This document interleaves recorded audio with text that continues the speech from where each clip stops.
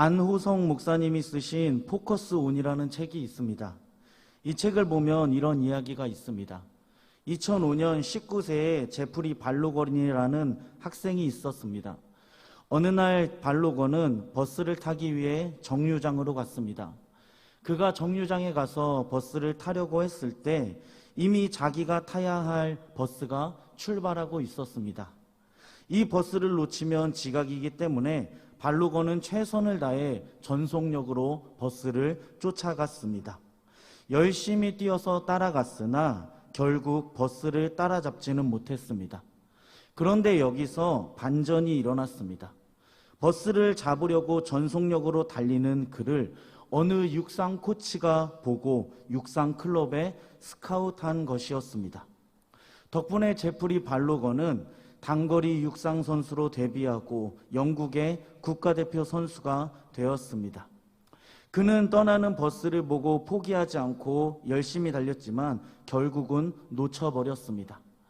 아마도 그는 아침부터 낙심했을 것입니다. 이마에는 땀이 흐르고 헛걸음에 실망하고 맥이 풀렸습니다. 지각하게 됐으니 투덜대며 무거운 발걸음이었을 것입니다. 육상 코치의 스카우트 제의를 받기 전까지 그날은 정말 운이 없고 실패한 날이라고 생각했을 것입니다. 제프리 발로건은 실패가 또 다른 기회라는 것을 알지 못했습니다. 실패가 자기에게 축복이라는 생각도 하지 못했습니다.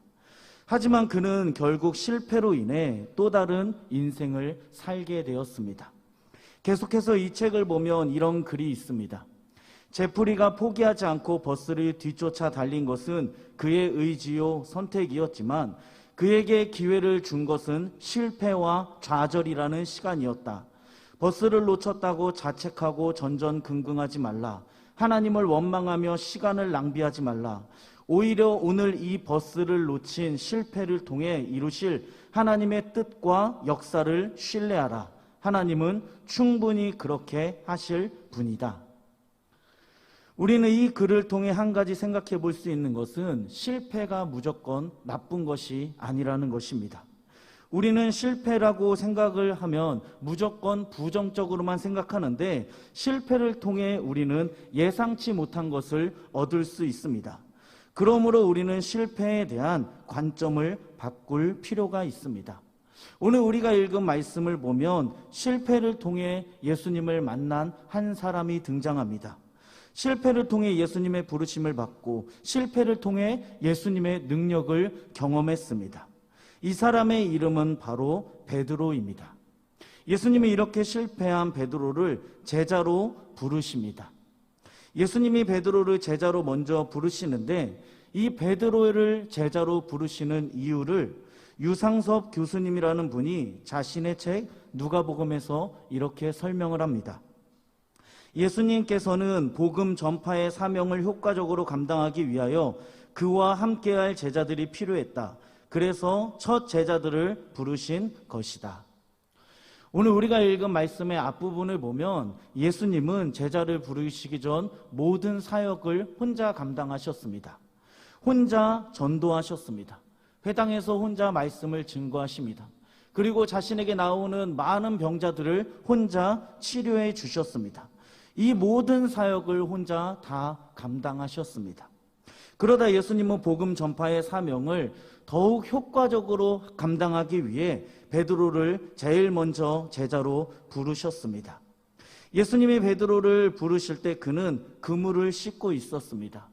왜냐하면 오늘 말씀과 같이 베드로는 밤새도록 물고기를 잡으려고 노력했지만 한 마리도 잡지 못했기 때문입니다.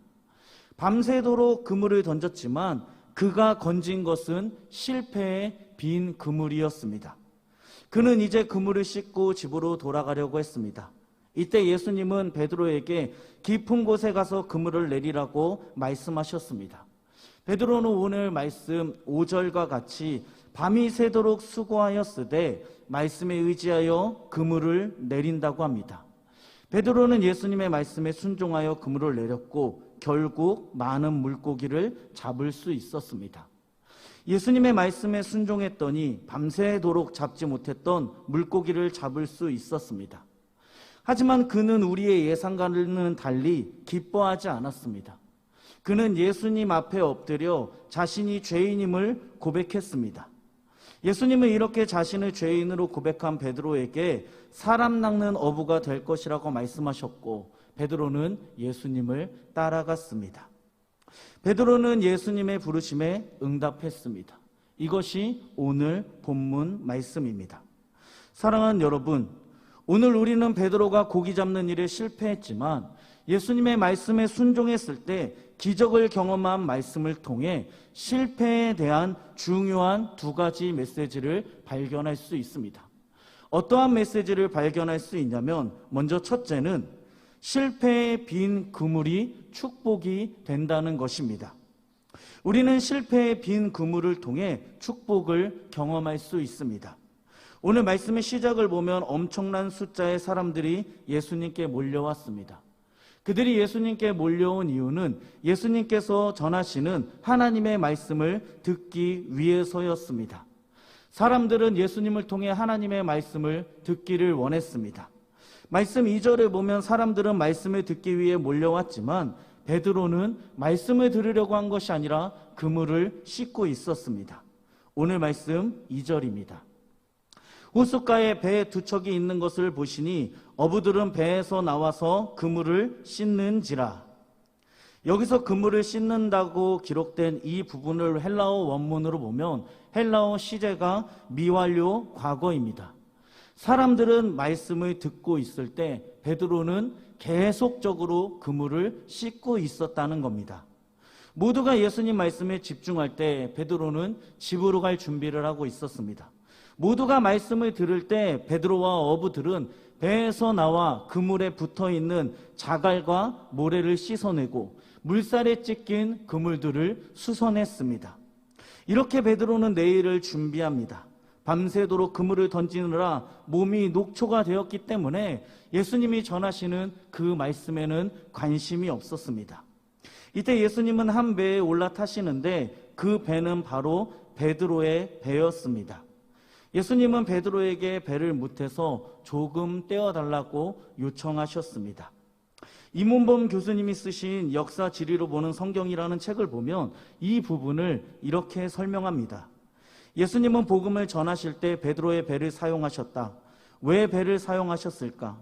그것은 그 시간의 아침이라는 점과 바람의 방향을 생각해 보면 알 수 있다. 현존하는 지중해 주변 원형 극장은 거의 다 바다를 바라본다. 그 이유는 아침에는 바다에서 바람이 불어오기 때문에 그 바람을 따라 소리를 전달하기 위함이다. 예수님은 갈릴리 바다의 아침 바람을 이용해 사람들에게 복음을 전하셨다. 이렇게 예수님은 많은 사람들에게 복음을 증거하기 위해 배에서 말씀을 전하셨습니다. 그리고 말씀 전하는 것을 마치신 예수님은 베드로에게 말씀하셨습니다. 깊은 데로 가서 그물을 내려 고기를 잡으라. 지금 예수님은 베드로에게 깊은 데로 가서 그물을 내리라고 권면하고 있는 것이 아닙니다. 예수님은 베드로가 어디로 가서 그물을 던져야 할지 위치를 알려주시며 그물을 던지라고 명령하셨습니다. 어떻게 보면 베드로의 입장에서는 황당하고 어이가 없습니다. 왜냐하면 예수님은 어부가 아니기 때문입니다. 베드로는 어부로 평생을 살았습니다. 갈릴리 호수에서 물고기를 잡았고 어디에 가면 물고기가 잡힌다는 것을 알고 있었고 어디로 가면 어떻게 낚시를 해야 하는지 모든 물고기 잡는 방법을 꿰뚫고 있었습니다. 갈릴리 호수에서 잔뼈가 굵은 베드로는 경험적으로 밤에 수심이 얕은 곳에서 고기가 많이 잡힌다는 것을 알고 있었습니다. 반대로 데나데스는 깊은 곳에서 고기가 잡히지 않는다는 것도 알고 있었습니다.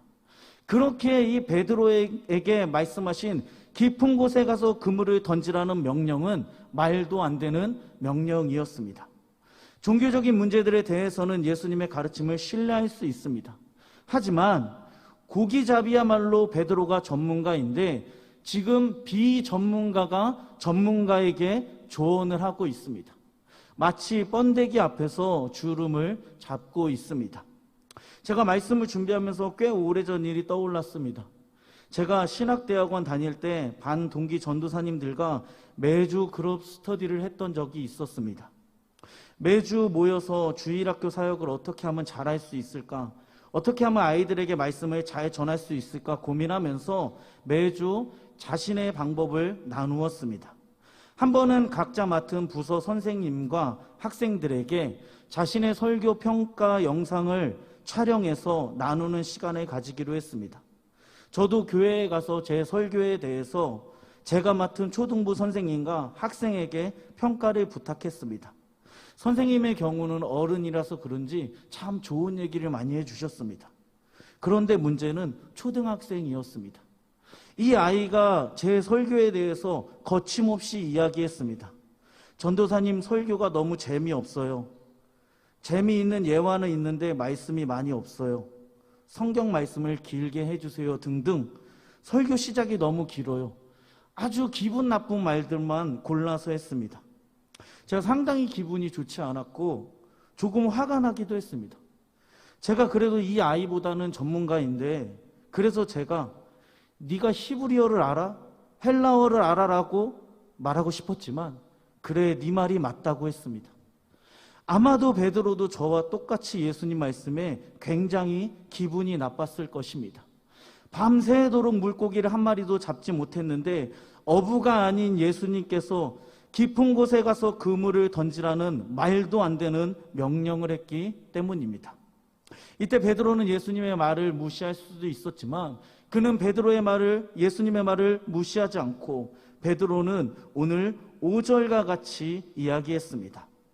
시몬이 대답하여 이르되 선생님 우리들이 밤이 새도록 수고하였으되 잡은 것이 없지만은 말씀에 의지하여 내가 그물을 내리리이다 하고 베드로는 밤이 새도록 수고해서 잡은 것은 없지만 말씀을 의지해서 그물을 내린다고 합니다. 이 부분을 유진 피터슨 목사님이 쓰신 더 메시지 성경으로 보면 이렇습니다. 시몬이 말했다. 주님, 우리가 밤새도록 열심히 고기를 잡았지만 피라미 한 마리도 잡지 못했습니다. 하지만 주님께서 그렇게 말씀하시니 그물을 내리겠습니다. 베드로는 밤이 새도록 작은 피라미 한 마리도 잡지 못했지만 예수님의 말씀대로 그물을 내렸습니다.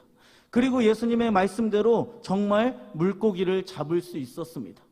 분명히 같은 어부, 같은 배, 같은 그물이었는데 예수님 말씀에 순종했을 때 다른 결과가 나타났습니다. 이렇게 베드로는 실패의 빈 그물을 통해 예수님의 능력을 체험했습니다. 실패의 빈 그물 자체가 베드로에게는 축복이었습니다. 아마도 베드로가 밤새도록 고기를 잡았다면 고기는 그에게 일시적인 부를 안겨주었을 것입니다. 또한 베드로가 많은 물고기를 잡았다면 예수님의 말씀에 순종하지 않았을 것입니다. 그러나 실패의 빈 그물이 있었기 때문에 베드로는 말씀에 순종할 수 있었습니다. 실패의 빈 그물이 베드로에게는 주님을 만나는, 주님의 능력을 체험하는 축복의 도구였다는 것입니다. 여러분, 이렇게 실패가 무조건 나쁜 것은 아닙니다. 실패를 통해 우리는 또 다른 기회를 만나기 때문입니다. 황영택 목사님이 쓰신 자리매김이라는 책을 보면 권투 선수 조지 포먼에 대한 이야기가 있습니다. 1974년 10월 30일 권투 선수 조지 포먼은 무하마드 알리와의 세기의 대결을 펼쳤습니다. 경기가 시작되고 7회까지는 거의 일방적으로 조지 포먼이 우세했습니다. 대부분의 도박사들도 포먼의 우세를 점쳤는데 알리가 8회 중반 극적으로 KO 승을 거두었습니다. 그때부터 포먼의 인생은 내리막길을 걷습니다. 연습을 해도 다른 사람과 경기를 해도 재기를 하지 못했습니다. 그리고 다른 경기에서 치명적인 부상을 당한 채 패하게 되었습니다.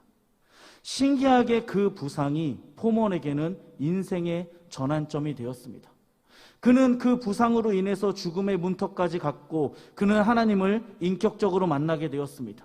그리고 예수님을 만나서 복음을 전하는 사람이 되겠다고 결심을 하고 목회자가 되었습니다. 1987년에는 흑인들을 돕겠다는 마음으로 다시 권투 글러브를 끼고 복귀했습니다. 결국 1994년 45세의 나이에 챔피언이 됩니다. 실패가 조지 포먼에게는 축복이 되었습니다. 이 책에서 목사님은 마지막에 이런 이야기를 하십니다. 우리는 실패하고 죽음의 순간까지 가게 되면 끝이라고 생각하지만 그때가 바로 우리 인생을 뒤바꿀 수 있는 멋진 필연의 순간이라는 사실을 알아야 한다. 사랑하는 여러분, 지금 베드로와 같이 실패의 빈 그물로 낙심하고 있다면 오늘 말씀을 기억하며 실패의 빈 그물이 주님을 만나는 도구가 됨을 믿으시기 바랍니다. 코로나로 인해 사업이 어렵고 우리의 뜻대로 되는 것은 없지만 우리 주님은 실패의 빈 그물을 통해 반드시 우리를 축복해 주실 것입니다. 실패의 빈 그물이 우리에게 있어 변장하고 찾아온 하나님의 축복임을 기억하는 우리가 되길 바랍니다.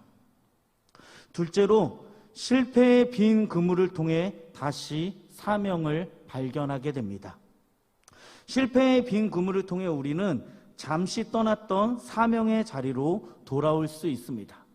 말씀을 보면 베드로는 예수님의 말씀에 순종해 그물을 던졌습니다.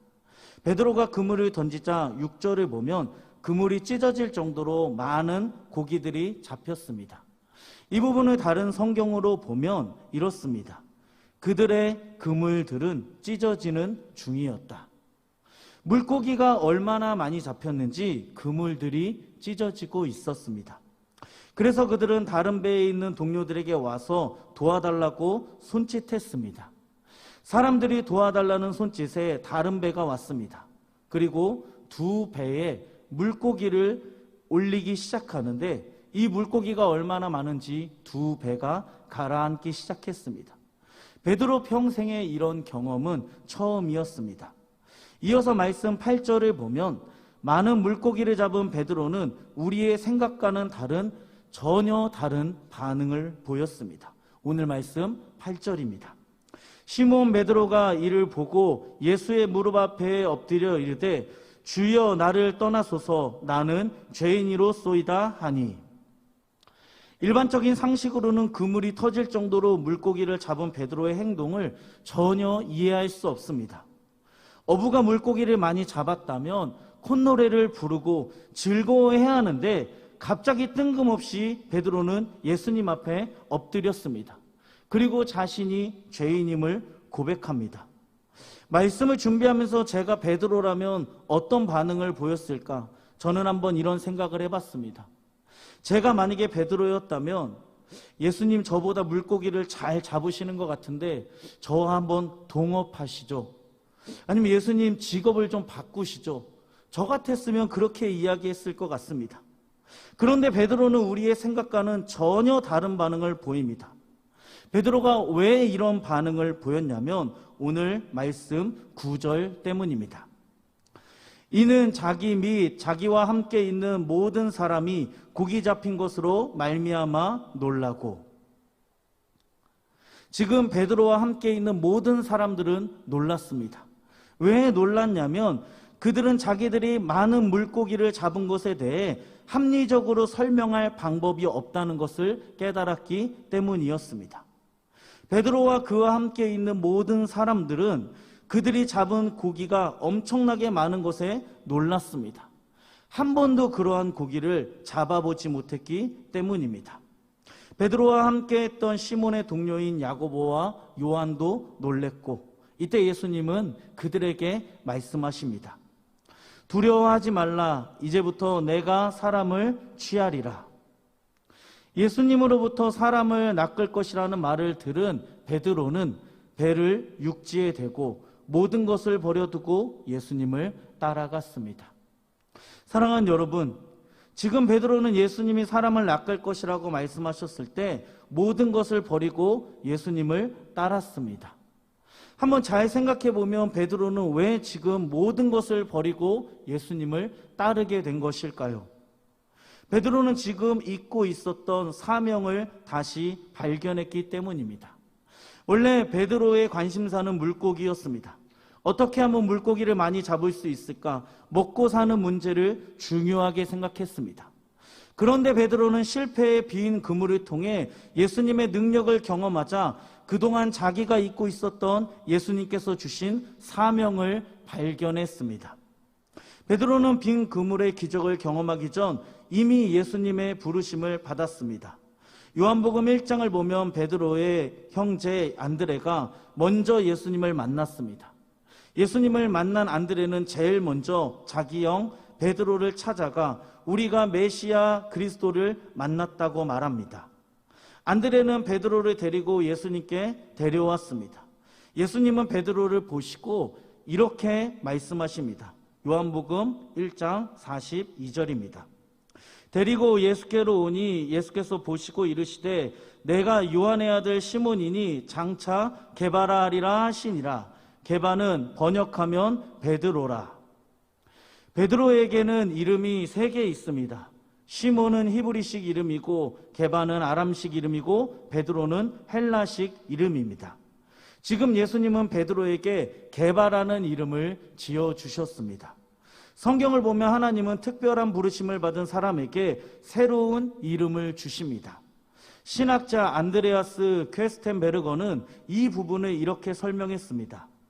어떤 사람에게 새로운 이름을 지어준다는 것은 그의 권위를 나타낸다는 것이다. 또한 장차 베드로가 초대교회에서 어떤 역할을 할지를 가리킨다. 베드로라는 새로운 이름은 장차 그가 새로운 사람이 되어 의미심장한 일들을 한다는 것을 미리 보여주는 역할을 한다. 이렇게 예수님은 베드로에게 게바라는 이름을 그에게 주시며 그를 부르셨습니다. 하지만 베드로는 예수님의 부르심에 온전히 반응하지 않았습니다. 왜냐하면 그는 예수님의 부르심보다 먹고 사는 문제를 더욱 중요하게 생각했기 때문입니다. 베드로는 예수님을 따라다니기만 해서는 먹고 살 길이 없다고 생각해서 그래서 다시 생업인 업으로 돌아갔습니다. 이렇게 예수님은 사명을 잊은 베드로를 부르기 위해 일부러 다시 그를 찾아가십니다. 이미 베드로를 불렀지만 떠나간 그를 찾아가십니다. 하지만 베드로는 예수님이 전하시는 말씀에는 관심이 없었습니다. 그물만 씻고 있었습니다. 이때 우리가 잘 아는 것과 같이 예수님은 베드로에게 깊은 곳에 가서 그물을 던지라고 말씀하셨습니다. 베드로는 예수님의 말씀에 순종해 기적을 경험합니다. 예수님은 기적을 통해 베드로의 사명이 무엇인지 깨닫게 해주셨습니다. 이렇게 베드로는 실패의 빈 그물을 통해 잃어버렸던 영혼 구원의 사명을 다시 발견하게 되었습니다. 하용조 목사님의 쓰신 사랑하는 그대에게라는 책이 있습니다. 이 책을 보면 이런 글이 있습니다. 선교가 거의 불가능한 모슬렘 지역에서 40년간 일해오신 한 선교사님에게 물었습니다. 오늘날까지 어떻게 지내셨습니까? 그분이 대답하셨습니다. 제게는 좋은 후원자가 있습니다. 바로 마태복음 6장 33절입니다. 하나님께서는 한 번도 이 약속을 어기신 적이 없습니다. 그런즉 너희는 먼저 그의 나라와 그의 의를 구하라. 그리하면 이 모든 것을 너희에게 더하시리라. 선교사님은 또 이런 말씀도 하셨습니다. 감옥에 있을 때나 사막을 걷고 있을 때나 세상 후원자가 다 끊어졌을 때에도 하나님은 이 약속을 지켜주셨습니다. 사랑하는 여러분, 선교사님의 말씀과 같이 하나님은 우리가 사명을 따라 살아갈 때 우리의 모든 필요를 채워주십니다. 우리가 하나님 나라를 위해 올인할 때 하나님도 우리의 인생에 올인하십니다.